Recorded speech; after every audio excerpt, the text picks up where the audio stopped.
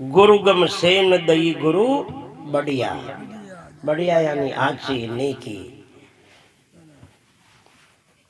गुरुगम कहे गुरु शब्द के चिंतन को, गुरु शब्द के रहस्य को, गुरु शब्द के लक्ष्यार्थ को, भावार्थ को, अर्थ को, सार को, ज्ञान को। और ज्ञान भी समझो है वहां का ही जीवन को जंजाल मिटी हो। सेन कहते इशारे को, संकेत को।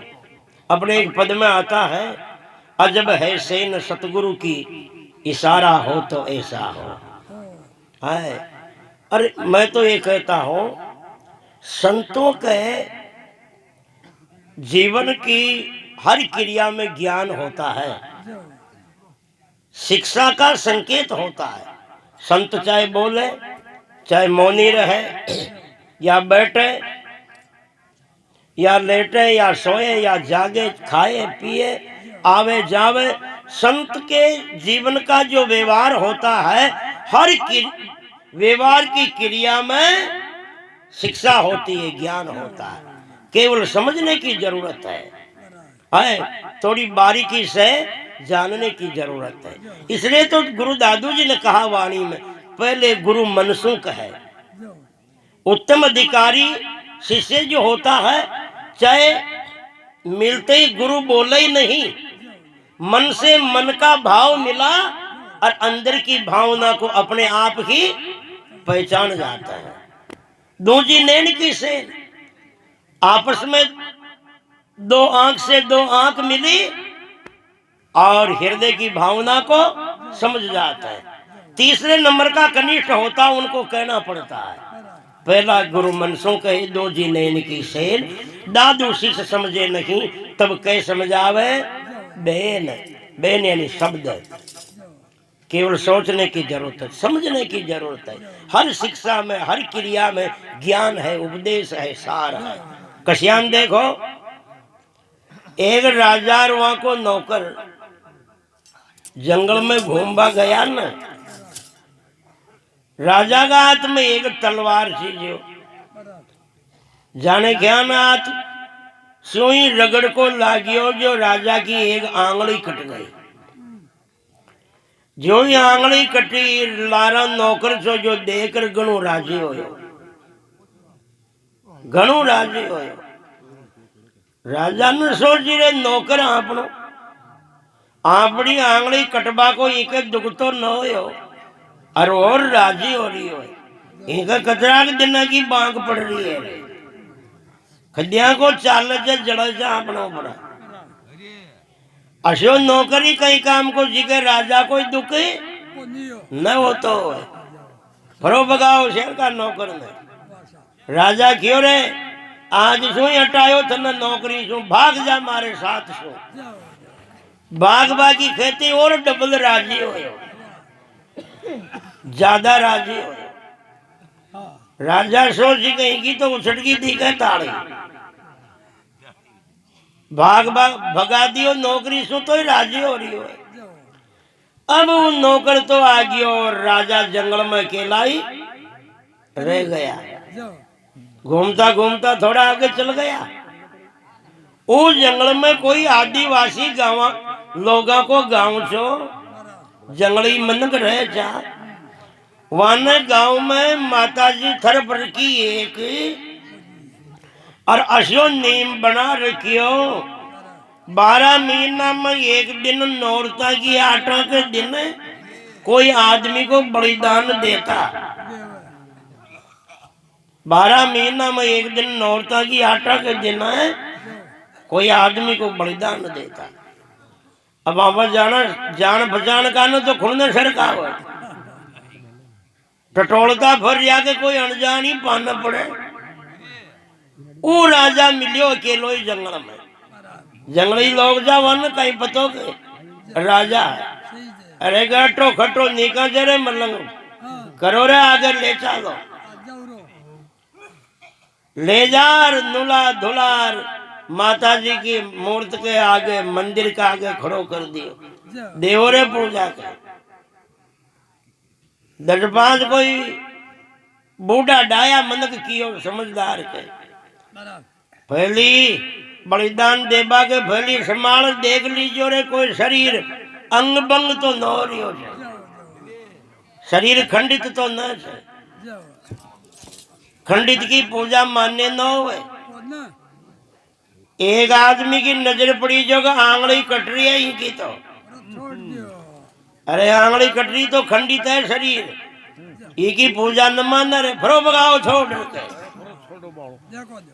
जब उन्हें छोड़ बगायो जद राजा ने सोची के थारी जा रहे अगर आज जो आपड़ी आंगली न कट रही होती तो डुल जाती नकड़ी आंगली तो चलियो जा तो जड़ा पहाड़ राजा गढ़ में आर एक नौकर ने क्यों रे जा वो पुराना नौकर ने बुला लिया। जब वो नौकर गढ़ में आयो तो राजा कह रहा रे एक बात बता मारी आंगली कटी देख तू राजी क्यों हो रे।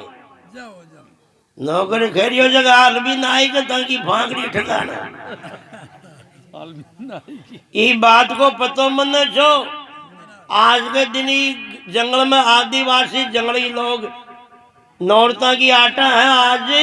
आज के दिन कोई आदमी को बलिदान देवज है कटे आपा पाने पड़ गया जा आपड़ी सड़का वाला फूक जो था कि आंगली कटी देख मुंह ये लिए राजी होयो कि भले ही राजा की आंगली तो कटी जो कटी पर आज राजा की मौत तो टल गई मारे राजा की मौत टल गई इलिए मुंह राजी होयो कोई बात नहीं तू तो इलिए राजी होयो मारी मौत टलबा सो तन लारसों बगा तीर तू और ज्यादा क्यों राजी हो। जब नौकर खैरियो अंधा था थे तो आंगली कटबा से बच जाता और मुंह था की लार ही रहतो तो था की जगह मारा सदता नौरता उठे था के बजाय मारा सदता नौरता उठे मुंह तो साफ तो ही सो है इसलिए आंगली कटबा सो थे भी बचिया और लार सु भगा बासु में भी बच्चों इसलिए डबल राजी हुए। इसलिए संतों के हर जीवन की क्रिया में शिक्षा का बहुत बड़ा संकेत होता है। एक बार दानव यानी राक्षस देवता और मनुष्य तीनों ही साथ मिलकर के भगवान ब्रह्मा जी के पास में गए सत्संग सुनने के लिए। कहा प्रभु मुझे हमारे को हमारे जीवन का कल्याण हो ऐसा कोई ज्ञान दो उपदेश दो। एक ही अक्षर कहा ब्रह्मा जी ने देखो 2 या 3 अक्षर एक लाइन में जुड़े उनको शब्द कहते हैं और अकेला ही रहे जब तक वो अक्षर होता है। शब्द भी नहीं कहा अक्षर दिया केवल देवताओं को कहा ये 2 अक्षर लो इनका अर्थ समझ लेना जीवन में धारण करना भला हो जाएगा। राक्षसों को भी कहा ये 2 अक्षर लो इनका अर्थ समझ के जीवन में धारण करना कल्याण हो जाएगा। मनुष्यों को भी कहा तुम्हारे लिए भी ये 2 अक्षर ही है अर्थ समझ के उनका जीवन में अनुसरण करना कल्याण हो जाएगा। तीनों ही बतला रिया शब्द हो तो अर्थ निकालता। अब अक्षर को तो व्याकरण में अर्थ नहीं इनको अर्थ ही कहीं समझा। 5000 कह रिया अंधा था माँ की खोपड़ी में अर्थ सेठ हो कौन इनको सारी कहीं निकाला अर्थ ही कहीं निकाला।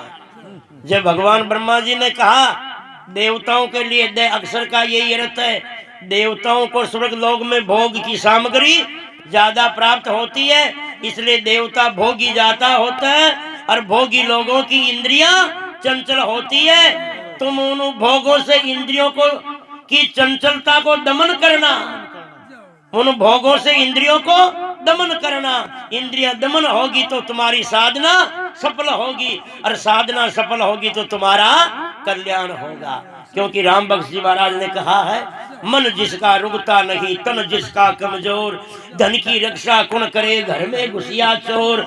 घर में घुसिया चोर लूट लिया माल खजाना आए किन से कहे पुकार दे से बड़ा वीराना भया भोग से रोग पियाला पिया विषका राम बख्श महापुरुष बने रे मन रुक जावे जिसका।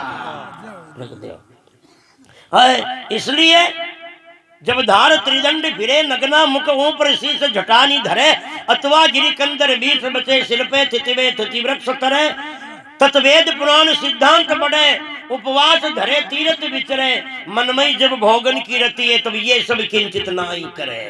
हरदयाल जी महाराज सार्वतावली ग्रंथ पे कहते हैं इसलिए देवताओं को कहा दे अक्षर का ये रथ है इंद्रियों को दमन रखना। राक्षसों को कहा तुम्हारे लिए दे अक्षर का ये रथ है। देव राक्षस लोग तुम क्रोधी ज्यादा होते हो और जिनके जीवन में क्रोध होता है वो खुद का भी पतन करता है और दूसरों का भी नाश करता है। तुम इन क्रोध तुम जीवन में दया धारण करना दया रखना। जिनके हृदय में दया होती है उनके जीवन में धर्म जरूर होता है। ये दया जीवन में संतान की तरह है। देखो जब तक कोई संतान पैदा न हो कोई औरत के जब तक उनके शरीर में दूध बनबो भी शुरू न हो। जिनके संतान हो जाती है चाहे ज्यादा हो चाहे कम हो उनके शरीर में दूध जरूर पैदा होता है। इसलिए जिनके दया रूपी संतान पैदा होती है हृदय रूपी पेट में उनके अंदर धर्म रूपी दूध भी जरूर पैदा होता है। दया रूपी संतान पैदा हुए बिना धर्म रूपी दूध कभी पैदा होता ही नहीं, कभी बांझड़ी के दूध नहीं होता है। इसलिए कहा है महापुरुषों ने और जिनके हृदय में दया है वो दीन बंधु का रूप है, भगवान से कम नहीं है। बादशाह अकबर से कवि रहीमदास जी ने कहा था दीन सबन को लखत है दीन ही लिखे न कोई रहीमन जो दीन ही लिखे दीन बंधु सा हो। गरीब आदमी सबको देखता है ये कौन कैसे जी रहा है मगर ये कौन देखता गांव में कि गरीब कैसे जी रहा है इस झोपड़ी में। जो ये देखता है वो भगवान का फरिश्ता ही होता है, भगवान से कम नहीं होता। राक्षसों को कहा तुम दया धारण करना दय शब्द का अर्थ तुम्हारा भला होगा और मनुष्यों को कहा दय शब्द का अर्थ तुम्हारे लिए यही है तुम दान मत छोड़ना, जीवन में दान करते रहना।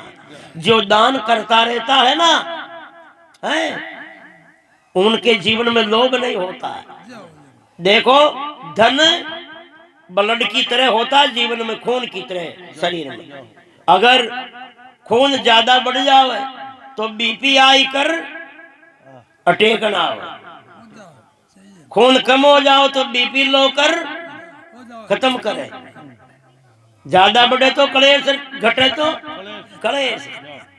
अब कोई का खून ज्यादा बढ़ तो बीपी आई होती हो तो एक विधि है महीने या 2 महीने में रक्तदान करते रहो, दूसरे की जिंदगी भी बचेगी, खुद का शरीर भी शांति में रहेगा, फालतू खून बढ़ने वाला निकलता रहेगा।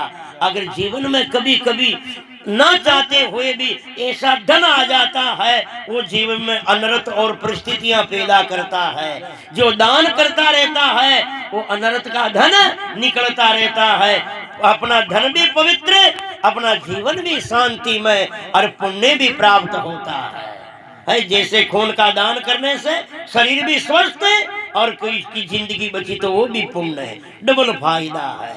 इसलिए और जिनके दान की भावना वो लोभी नहीं होता और लोभी तो सारा अनर्थ करता है। लोभ पाप का मूल अरे पाप मूल अभिमान लोभ लड़ावे विप्र को जू काती में स्वान। रामचरण जी महाराज की हो कि जीतरे गणगड़ा काती में लड़े न इतरे लोभ के कारण इंसान लड़े, फिर कीड़ा पड़ मरे न काती के बाद में कुत्ता, इतरे इंसान लड़ते हैं लोभ के कारण। बाप बेटों में झगड़ा होता है, भाई भाई से किनारा होता है, भाई बंधों में दरार हो जाती है, अरे रिश्ते टूट जाते हैं, अपने पराये हो जाते हैं। ये सब कहीं से होता है ये सब होता है लोभ के कारण। इसलिए कहा है महापुरुषों ने कि लोभ इसलिए कहा है संतों ने लोभ गया तो अनर्थ खत्म हुआ। दान करते रहना। देखो अक्षर एक ही था और एक ही अक्षर में तीनों को, देवताओं को, राक्षसों को और मनुष्यों को, तीनों को कल्याण की शिक्षा दे दी है। इसे कहते हैं सेन, इसे कहते हैं इशारा। अजब है सेन सतगुरु की इशारा हो तो ऐसा हो। सतगुरु भगवान की।